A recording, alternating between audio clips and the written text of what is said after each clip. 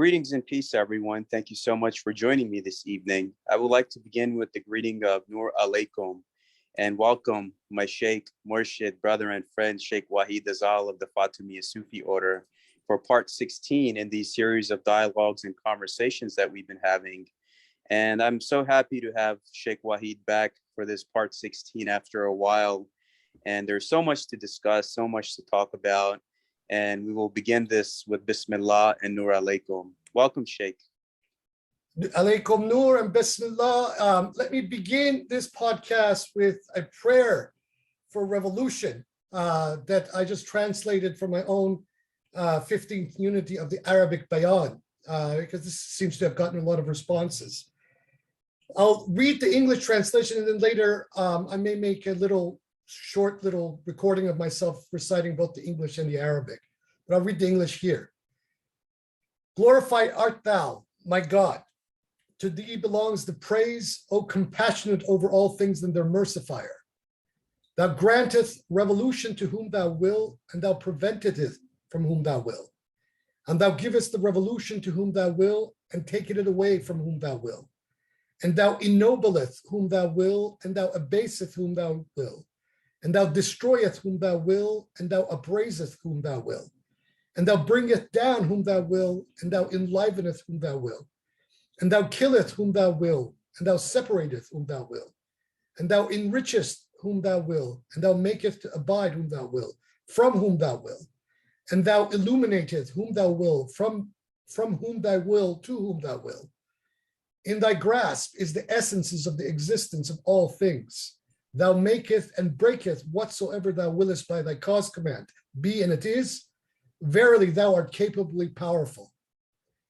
So run out and destroy, O God, the aid invoke, those filthy rich and all the arrogant upon the earth, and purify the dominion of thy earth from them by thy light and by thy strength and thy power and thy grandeur and thy might and thy prestige and thy influential supremacy and thy compelling and thy wrath and thy revolutionariness, for the sake of implementing thy decree of the 11th gate of the 9th unity of the Bayan, so that thy creation may live up to the acme of those possibilities that thou hast set over it. There's no other God but thee. Glorified art thou, and high art thou, and splendorous be the splendor of thy cause command. Verily thou encompasseth all things, and verily by thy mercy thou art vast. Amen. Amen. So that is a prayer by me in the 15th unity of the Bayan, under the gate where the command is that in this time, the accumulation, the over-accumulation of wealth, the hoarding of wealth is now haram.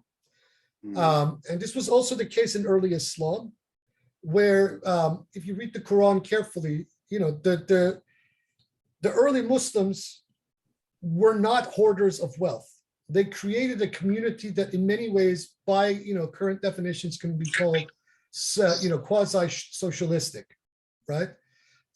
Where even the wealth of the Prophet was equal to other members of the community. Unfortunately, because of the things that happened after the passing of the Messenger of God, things went south, and class and caste reared its ugly head back again into the Ummah, and we are where we are today. Nevertheless, in this time, if this humanity is to continue to survive, and if this gravy train that is off the rails is to be stopped, we must, as a collective species, consider doing things differently than what we have been doing thus far. And that means, regardless of these arguments between people about whether the Soviet experiment failed or not, humanity needs to seriously consider moving into a more equitable way of doing its political economy around the world. Since this system is global and is not localized any longer, and since this system is a system of waste, overconsumption, and degradation of the environment, humanity has no other choice. If we don't stop this gravy train, as the science itself is proving, and as empirical experience of people who are experiencing the current heat wave in the north of the equator are experiencing for themselves, this world will end.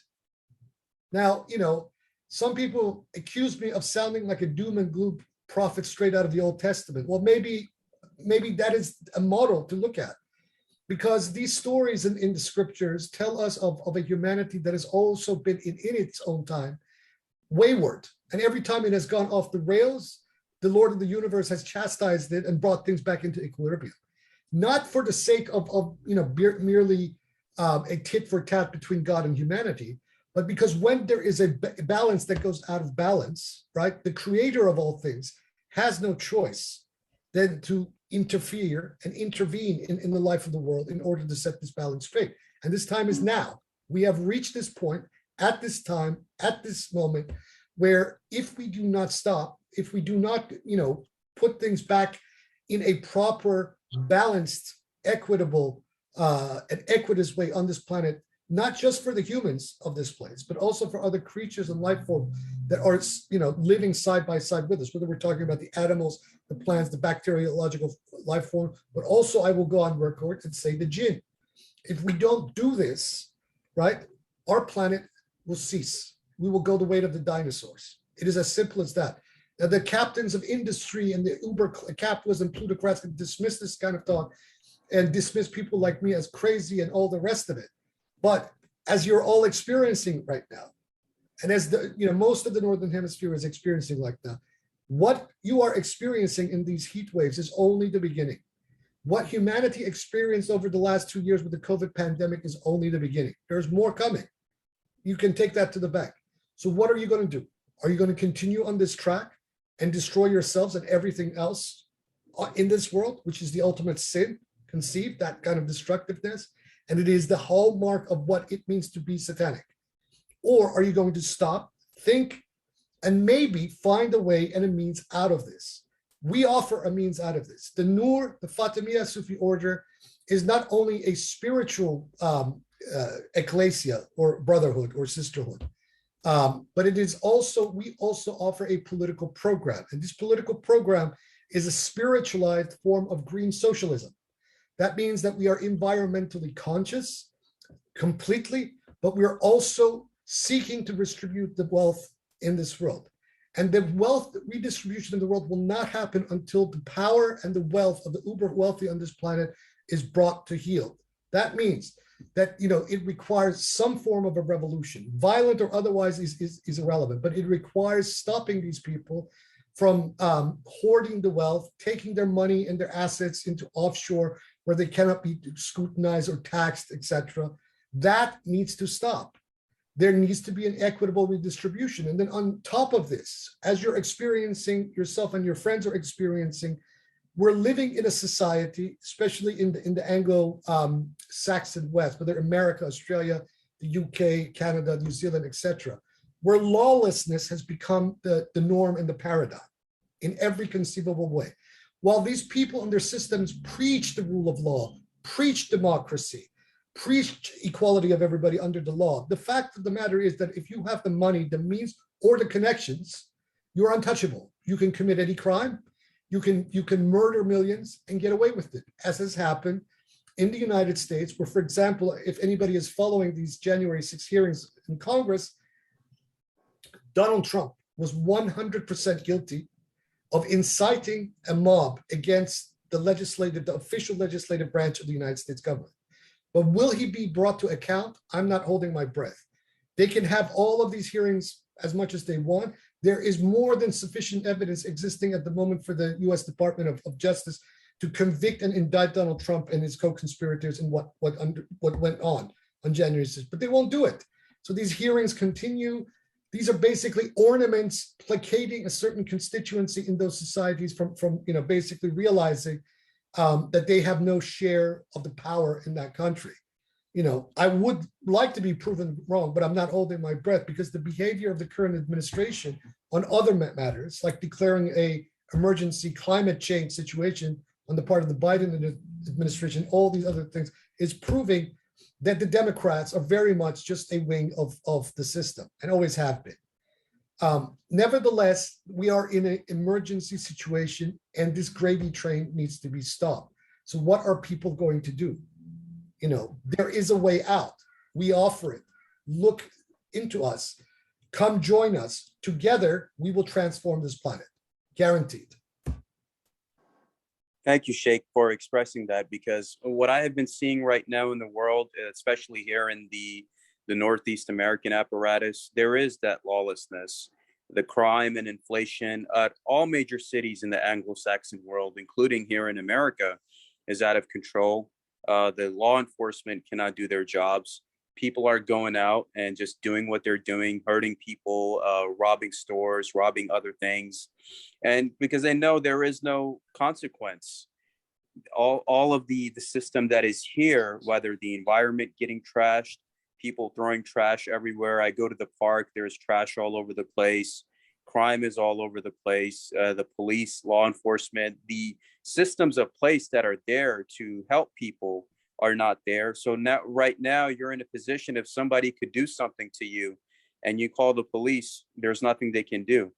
And that is basically the system that we're dealing with right now, where if you're rich, if you have money, if you have connections, you could get away with everything. Like we see the leadership of the Western world, what they did to so many countries within the last 10 to 20 years.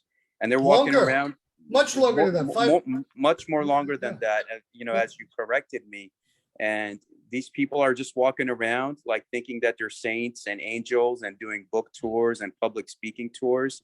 But you and I know the truth is different. And I'm only 30 years old, and you have seen this world in a much more extensive perspective. And it's basically, the way that I look at it is, my generation, Sheikh, and the generations that will come after me, they will not survive if they don't take action of what's going on, where there's faltering in relationships. People don't want to deal with each other anymore. The crime, the lawlessness, the environment getting destroyed, wicked people getting away with their evil and not being held accountable. And the list goes on and on and on. And people have to know what the Noor FSO stands for is against all of this. It's environmentally conscious. It gives basically the respect to all beings on this earth, the equal distribution of all things, which early Islam taught us before the corruption came. So I'm so honored and humbled just to be on this path with Shaykh Wahid Azal and to spread this message to humanity in a time where it's mostly needed. And if people fail to take any heed to it or take any action, then we already see what's going on with the weather, with the crime, with the lawlessness, with the relationships, the environment. Nothing makes sense anymore, honestly. No, because humanity is lost this way. But the Bayan predicted this. Bayan did say that in a time such as this, faith would be cut off to all. And as an example, I just stopped counseling the local Muslims here in Brisbane. And I did this for a conscious person. Number one, it was eating away too much of my time. And number two, I found that a lot of these people are so, so wayward, and that their Islam is just has become just an ornament. And you're talking even about people who pride themselves on being very hardcore Sunni Salafists of one form or another. So, for example, they are very conscious about going somewhere or eating something if it's halal or not. Yet, you find in their marriages unbelievable forms of infidelity occurring, women and men alike. And, some of the very most basic moral foundations of akhlaq, of ethics, of Islamic ethics is just gone. It doesn't exist. The hypocrisy is of such magnitude that it only will take the hand of God itself to change any of this. And so I basically said, okay, enough of this. I have a child to take care of. I have other things to take care of. I have an order to expand. So, things to write and translate, as I have been doing for you all. So, I basically stopped counseling these people, and, that's that. And I have told a lot of these people that, look, everything that you seek is in the book.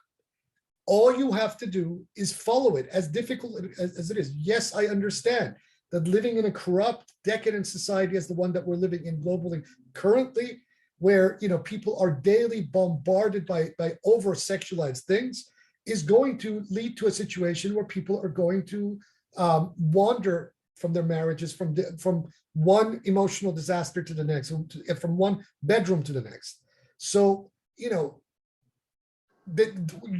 solution is there. I can sit here until the cows come home and psychoanalyze you and psychopathologize you and give you cutesy platitudes and all this, that, and the other thing. But if you don't implement it, or if you don't reach the perspective about what is wrong and see the bigger picture and then bring that bigger picture into your own individual life, I'm wasting my time and you're wasting your own time. Yes. As simple as that. What is the problem is that the majority of imams in mosques today, everywhere, and I saw this also in Germany, in a variety of mosque contexts, Shia, Sunni, Sufi, otherwise, don't seem to be equipped to handle their congregations. So they will go onto the, on Fridays and they give their elaborate khutbahs and sometimes not so elaborate khutbahs that doesn't really inspire, or if it inspires, it only inspires for that particular moment. And then everybody goes out of the mosque and goes back to the dunya as usual and does exactly the same thing that they were doing before they came for the Friday congregation. How is this different? Like, if Muslims pride themselves as being different than Christians, how is this any different than a Catholic going to confession and confessing a medley of sins to their priest, right? Saying a couple of Hail Marys and Our Fathers, leaving the church and going back again and doing exactly this, committing the same sins as before. What is the difference? It's the same thing. Nifaq, right, as the Quran and especially as Surah Al-Baqarah constantly emphasizes, is a disease of the mind, right? And it is the mind is the source of all of this stuff. And if you cannot control your mind, in my opinion, then one should even cease praying. Because what is the purpose of praying if you cannot control the mind and focus your utmost attention into the All High for that prayer? If your mind is wandering, if you're in the salat, and as you're bending and prostrating, etc., you're having all kinds of warped thoughts go through your head, or you're scolding your wife in your mind, or you're scolding your coworker, or you're in an argument in your mind during that. What is that? This is a form of kufr. It is a form of shirk. You are not concentrated on God. You're not engaging in tawheed. You're basically involved with yourself. And this is what the Quran is teaching when it is talking about the nafs al-amara bil-su, the soul inclining or commanding to evil, right? The Quran doesn't mention anything about the erasure of the ego, the annihilation of the ego. These are talking points that emerge later on. And as far as I'm concerned, it is impossible while you're in a body and occur in spatio-temporality to erase the ego completely. That is not the point of the exercise. As the Quran is very explicit, the point is to refine the ego, right? And the word ego in Arabic is the same word as soul. So nafs, what Jung uses as the term anima, right? So when you move through the trajectory of the various stages of the ego's refinement, it talks first about the soul commanding to evil, and then it ends at the nafs al-raziyah wal-marziyah, the soul inclining to peace and repose at its end, right? And then God in the first person tells that soul who has come into its repose, فَأَدْخَلِي فِي جَنَّتِي, so enter my paradise, right? So it's seldom that you find God talking in the first person. There's always the plural we that is used in the Quran. But in this particular instance, and a few others, very small others in the examples in the Quran, God talks in the first person. أَدْخَلَ فِي جَنَّتِي. The way I have interpreted this verse is as follows. When that first person is used, it is not really talking about a God that is distant or an all high is distant. It's talking about yourself, because that paradise that you have entered is your own ego refined. So it is that individuated I, the fully individuated I of the true divine ego that then inhabits that person from that point forward, right? There's nothing here about destruction of the ego, annihilation and erasure of the ego. That will never happen. You can spend your entire lifetime in meditation and not make an inch of progress towards that end, because that is not the divine economy of things. The divine economy of things, as that Hadith Qudsi says, I was a hidden treasure and I desired to be known, therefore I created creation in order to be known. So that means that even your ego is a locus of the manifestation of the All High to know itself. But that ego requires refinement for you to be a receptive vehicle for the realization of the All High, of its eternal I. You understand? So this is the kind of space that the FSO, that the Nur is seeking to create for people. We're not making demands upon humanity of a kind that they cannot fulfill, like certain philosophies and systems have been making. We're making very basic, very commonsensical demands. Stop destroying the earth. Stop abusing yourself, number one. The abuse of self is the place from which all other things emerge. And this is why in the 19 commandments, it is commanded, love yourself first, and only then can you love your neighbor, because a heart that hates itself can never love anyone outside of itself. But that love for self, that self that we're talking about, is that higher self, is that first person I of that verse in the Quran that tells you, enter my paradise. So once you have entered that paradise, atqalu fi jannati, of my eternal paradise, then you have truly loved yourself, because then you have become the locus of the hidden treasure, loving to know itself and creating creation. You understand? So once we are at that place, then we are at an empowered place with the power of the infinite at our disposal, in our hands, as its vehicle to change the world. Right? It is not the soul commanding to evil, the soul that is having an argument with his wife or its co-worker or its creditor or its child or whatever while doing the salat. It's that soul that is completely focused, where its identity with the spirit of truth is now merged. And that spirit of truth is operating within that person. It doesn't mean that you are joining or uniting with the Godhead in totality. That is impossible and can never happen for any person, because there are layers and hierarchies and infinite levels of being. You can never attain the level of the essence. But the point of realizing, of self-realization, is reaching that first person I of the Jannati, of my paradise within yourself, creating that garden of Eden within yourself. And that doesn't necessarily even mean what common, contemporary psychology and psychopathology, that whole science, psychotherapeutic science, contemporary, is saying. Because as we are seeing, this over-medication of humanity that is happening on the part of that particular industry through the pharmaceutical industry is not getting people to that paradise of themselves. It's moving them further and further and further. It's desensitizing people. Sensitization is as it were, it's the nerves of God. When you are sensitive and oversensitive, but you have harnessed your sensitivity, you are actually the tentacles of the All High, the spirit of truth itself at all times, right?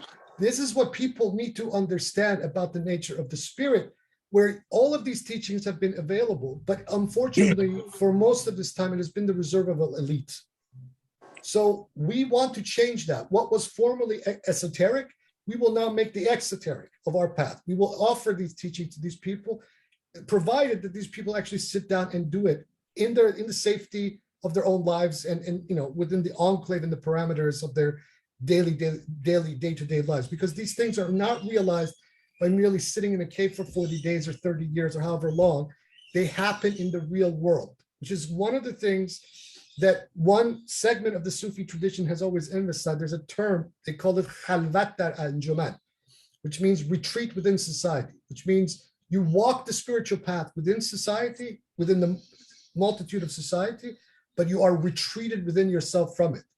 So you are in the world, but not of it simultaneously, right? To get to that place, right, then you begin to observe the world. You begin to learn about the world. You begin to see the dynamic. You begin to see the hand of the spirit in every little thing that is going on. And then the spirit is constantly communicating with you. Then you begin to realize the meaning of why we call the All High the friend, and why God is your friend and is the ultimate friend, because you're constantly being guided and you have a true relationship, or what certain Christians talk about when they say having a personal relationship with Christ. That is available to us. It is available to all humanity by any definition that you want to posit. You call it Christ, the Atman, whatever, it is available to humanity. And this is the inheritance that all people need to appropriate for themselves. And this reality is the basis from which we want to build a theophanocratic green socialist order on the world, inshallah ta'ala wa subhan. I'll hand it over to you. Thank you, Shaykh. And that's absolutely wonderful. I cannot stress enough that the things that you have said. And it's so important for humanity to take heed to these words and this gift of knowledge that is being imparted. And it reminds me of the Persian poet Omar Khayyam, who says that I myself am heaven and hell. So right now, humanity has kind of put themselves in this held position where I see a society that's lawless, over medicated, like you said. They're all in a rush to get somewhere. They have no patience. They're not respecting each other, the environment. People are just doing what they're doing, thinking that they're going to get away with everything and there's going to be no consequence to their actions. There's no faithfulness in relationships. I see the communities here, the religious communities, even here, the masjids here. You could go and attend the Sufi mosque or the Sunni gathering or whatever is going on, and nobody's following anything. They're doing the khutbahs, they're doing everything. They dress nice for Jummah and do everything, but as soon as they go outside, they go back to their same habits that they were doing before they even came in. So humanity has a lot of work to do. And once your heart and mind it becomes in sync with the environment and things around you, then you begin to see the beauty of Allah subhanahu wa ta'ala in somebody's smile, in the birds, in the trees, and the beauty of this creation that we're surrounded with. And honestly, ever since I've been with the Noor FSO, that has actually gotten more better and better and better for me every day by day, with the light of the Shaykh that is always upon me, the light and the prayers of my Murshid, Shaykh Wahid Azal. And not only that, but doing the spiritual practices that you are given by your Murshid. So with any path, whether it's Sufism or anything else, you have to do the practices and you have to implement all of the things that you are being guided, such as the 19 commandments of the Noor FSO. You have to abide by all of that. And when you truly, from the heart, abide and follow all of that, the commandments, the spiritual practices, then you will see that light in your life increasing day by day, which will protect you from your enemies. You will get the God realization that you're looking for, the I, the redefined ego. So I myself am a testimony of having that aspects of know thyself coming in my heart. So I thank Shaykh Wahid Azal for the great work that he is doing, and even with the translating of the Bayan, which I know in our lifetime that will be accomplished, inshallah. Inshallah, inshallah. Yeah, but we are, as the Quran says, we are just a warner. We seek neither recompense nor thanks. This is lillah. This is for God. That is who I work for. That's my boss. Yeah. So, and she's a great boss to work for. So, you put your finger on something very important here that I think should be underscored, is that the religion of truth for most people out there is taken as a form of identity and socialization. Yeah. And it is basically one of many things out there that people use to fill the emptiness within themselves without addressing the emptiness itself.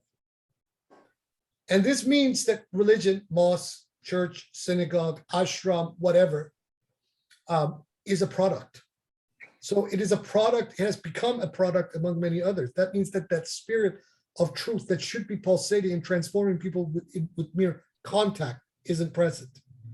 And this fact needs to be contemplated upon and thought about by people. Why is that? Well, the why is very obvious.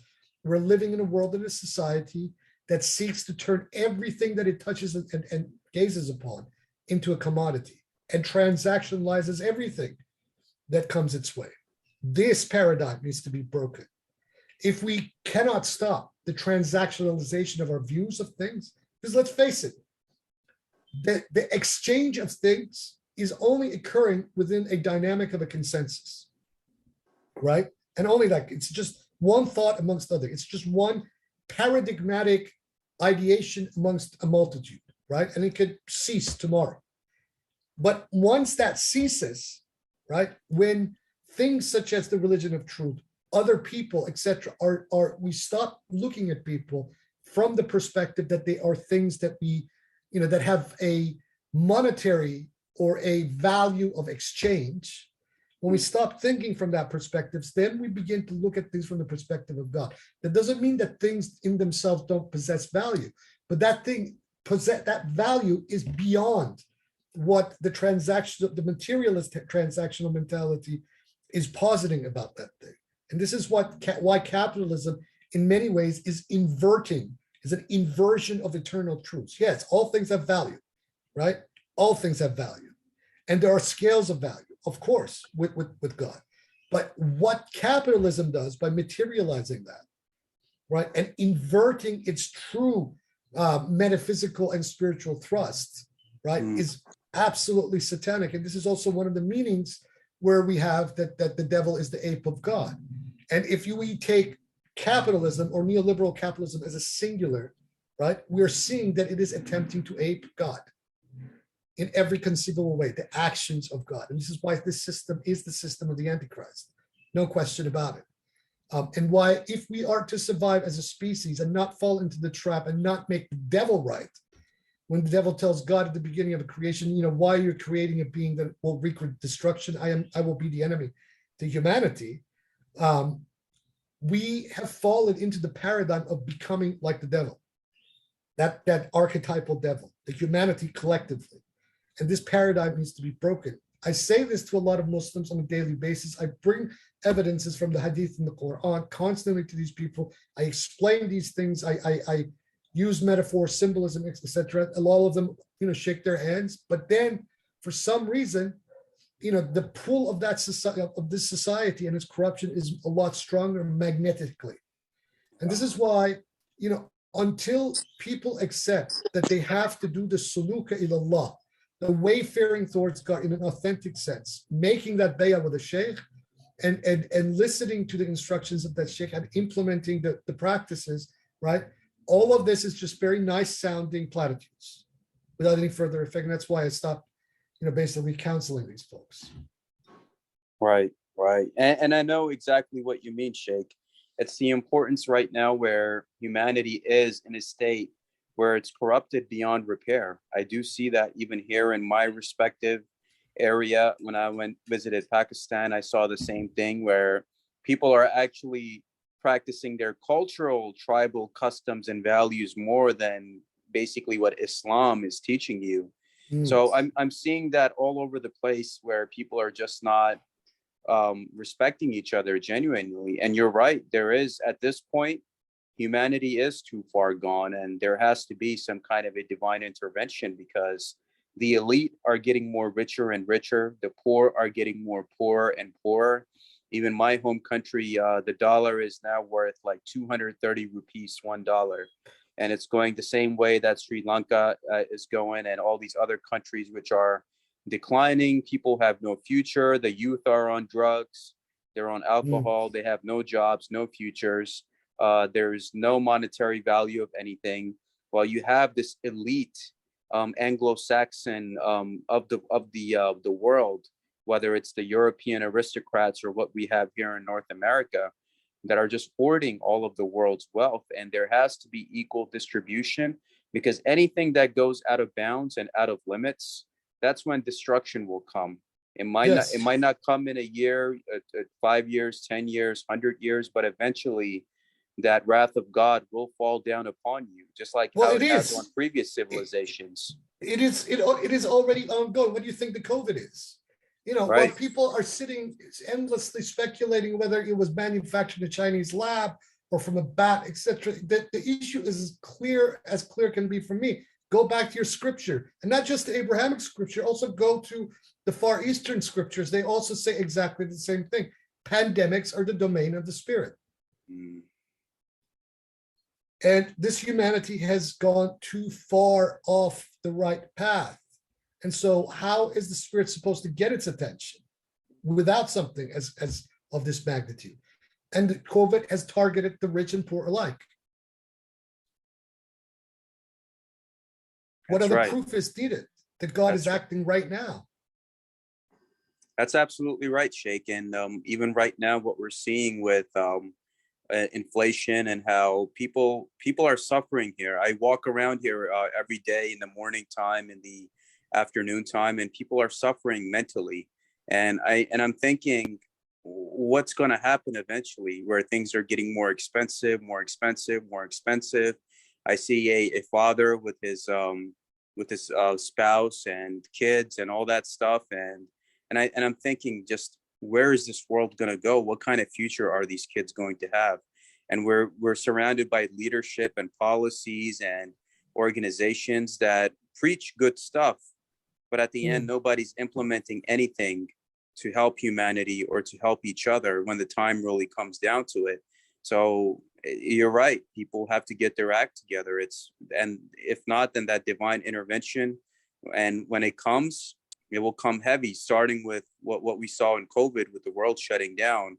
So I believe the next 5 to 10 years are extremely sensitive. And I just hope, Sheikh, that within my lifetime, I could see that peace implement, and I will continue to labor towards that with what the Noor FSO has equipped me with.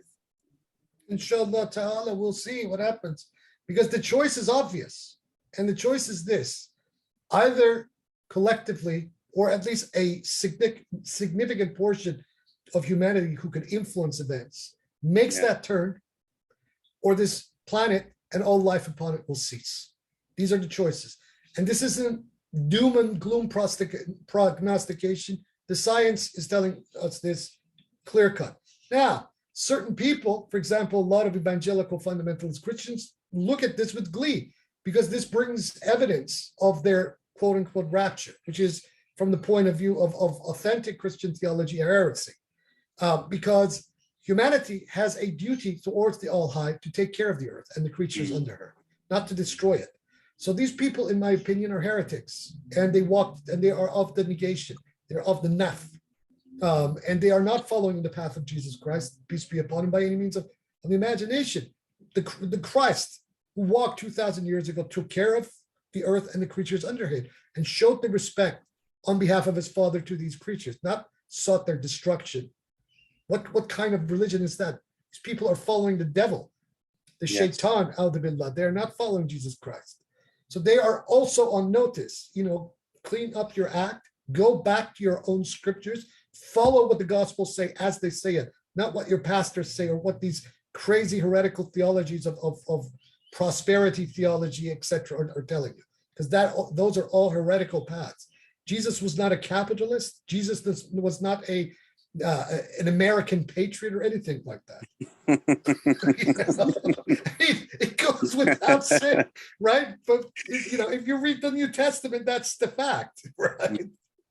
What are these people following? Well, Sheikh, that's interesting, because the Jesus, peace be upon him, that we are following is the one that went into the temple and whipped the money changers. And that is the Isa alayhi salam, the Jesus Christ, peace be upon him, that made sure that everyone was treated equally, from Mary Magdalene to the low status people of society to other people, and punishing those people that were hoarding the wealth and stealing the wealth. And what we're seeing right now with these preachers in America, and like every other place has like a church, because a lot of them, they find it as a financial incentive in America. It's a financial incentive for them. It's not about Christ or God or helping people. It's about for them to get into positions of power and influence, have money around them, and live a good, lavish life, traveling around, doing what they're doing in the name of God, supposedly. But these people which God are they serving? Well, they're not. These people are the Pharisees, scribes, and the Herods of today. These people are the ones that persecuted the early Christians. Right. That is who these people are. They're not the followers of Christ. Right. Just like many Muslims, I say this to them as well. They resemble the Quraysh, the pagan idolaters of the Bani Umayyah. They resemble the Abu Sufyans and Hinds and Abu Lahabs, etc. Lanatullah alayhim. They don't follow that model, that paradigm that the early Muslims were following, of equal distribution, respect for each other, love for each other, care for each other. This is the other thing with a lot of Muslims. A lot of Muslims sit and talk all high and mighty and quote endless hadith and verses from the Quran, but when it comes to actually taking care of their fellow brothers and sisters who may be suffering, who may be under tremendous pressure, no one cares. That's exactly right. And just look at if you look at the Arab royal families of the Middle East and the Gulf, if they were truly the representatives of the two holy mosques and Islam and all that stuff like they claim to be, they're all worth trillions of dollars, probably more than that. And if they followed the Islamic law of zakat for the people of North Africa and the Middle East and Iran and all those places that we see, Pakistan, they could help every poor family, homeless person 100 Exactly. times over and Absolutely. still have enough money to live for 10 lifetimes. But these people are hypocrites. They're not only that. Look what they have done to the Haram. Look what they have done to Mecca. They have turned it into a, something in between Mordor and Las Vegas. Yes. Astaghfirullah al-Azim. I mean, Astaghfirullah. do these people not think for a moment? I mean, I learned about this a few years ago that right across the street from the Masjid al-Haram, there's a mall right across the street. And within one of the boutiques of this mall is a Paris Hilton lingerie shop in Mecca. Yes, that's right. So Right. what, I mean, do the Muslimin don't stop to think for a minute that this is not the Hajj anymore. This is something else. And that these kuffar and mushrikeen, ladun Allah wa duna el-din, that is the house of Saud, have basically turned the house of God into the very thing it was in the Jahiliyyah. And just as Jesus said the same thing about the scribes and Pharisees in the temple, this paradigm has reoccurred, and now it is in Mecca itself. So we are, or they are rather, they are the Jahiliyyah. They are the return of that very paradigm of the Jahiliyyah that existed at the beginning of Islam. Yeah, that's absolutely right. And being here in the Philadelphia area, Sheikh, I saw within the last 10 to 15 years timelines, you could say, where a lot of these Arab students were coming from Saudi Arabia and Kuwait. And these people were not only getting $2,000 to $3,000 a month pocket money salary, but they were also being paid for to go to the top Ivy League schools in Philadelphia area. So the last 10 to 15 years, a lot of these people, they got their grooming from a Western point of view because they know they were going to send them back and they were going to be the leaders of tomorrow. And that's why Islam and those regions are in the condition that they are. Just like even in England, you have the Sheikhs of Sandhurst. You have that. You have the people here. So they're all being groomed by that mindset of the capitalistic, anti-Islamic mindset. And they are becoming the leaders of tomorrow in the Islamic world. Just Not like in just Pakistan. not just anti-Islamic, they're anti-human. These people. Right. I mean, Islam is a paradigm that is very high in its true reality. But these people are anti-human. It's not just Islam, and because even at a certain point in the past, the lowliest of Muslims, the one that was not completely observant, had a heart, had a conscience. Was moved if he saw another fellow Muslim in a bad state. But these people don't. They don't feel anything. They have become that unfeeling, satanic kind of being that only thinks about itself, that is perpetually in that state of the nafs al-amara bil-su, and has gotten fat and greedy in that paradigm within itself, with no way out. And it is now harming others around itself, whether it through the hoarding of wealth, or whether in the way that it unleashed these Islamist takfiri death squads on the Middle East during 2014 to 2018, etc. So these people are kuffar in every conceivable sense of the word. They are kuffar. They are enemies of God. They're muharrib lillah, and they have to be stopped in one way or another. Unfortunately, the Muslimin don't seem to have woken up, or don't see it expedient yet, to basically rise up against these criminals and these shayateen, to do something about it. Number one, to take back the two holy shrines from the hands of these corruptors of the earth. Yes. But we are going on another trajectory. Inshallah, that issue, by the grace of the Almighty, will eventually solve itself, and it will, inshallah ta'ala. But here's what I want to tell anybody who wants to enter the FSO. One of the plans is the following. Eventually, once we consolidate ourselves and properly set ourselves, we will guarantee to every person who enters the Noor FSO, once the funds are established, lifetime health and mental care, food and shelter for life. Provided that you enter sincerely, we will take care of you. No religious organization does that. But this is what I'm setting on the table. because the society out there is basically taking these amenities out of the hands of people. We will provide it. And as a community, as an ecclesia, we will build this green socialist spiritualized society ourselves with our own hands. I am not promising utopia. I am not promising an easy path. Through hard work and everybody pulling their weight, we will get to that destination guaranteed, because heaven itself is behind us and we are doing khair, we're doing good for other beings. But this is my guarantee to those who in the future decide they want to come to us. We will give you these things. Ameen, Sheikh. And that is the thing. You have an implemented plan with the Noor FSO and everything we have discussed here. And if all of us collectively come together, all brothers and sisters of a good heart, good conscience, and with the right intention, then we can move mountains all over the world. And that's exactly what we're aiming for, what we're hoping for. And for those brothers and sisters that are in America that are watching this, if you have any questions of the Noor FSO, or if you wish to join and make your pledge, please get in touch with me, get in touch with Shaykh Wahid Azal. And we are in a position where we want like-minded brothers and sisters. And inshallah, as time goes on, after days, weeks, months, years, it gets bigger and bigger and bigger. And those ideas that the Shaykh is teaching us, not only in the commandments and the spiritual practices, became a common household thing. And that's the only way we're going to be able to turn this ship around. Otherwise, the way that I'm looking out here and the way that people are just acting with each other, we really got to do something. And the time is now. And time is now, inshallah. And God is with us. Inshallah, Shaykh. That's right. That's absolutely right. Any closing thoughts before we conclude? No, that's about all I need to say for this one. All right. So everyone, thank you for joining us for part 16 of my series of dialogues and conversations with Shaykh Wahid Azal of the Noor FSO. And until next time for part 17, Noor alaikum and Bismillah. Ya Noor.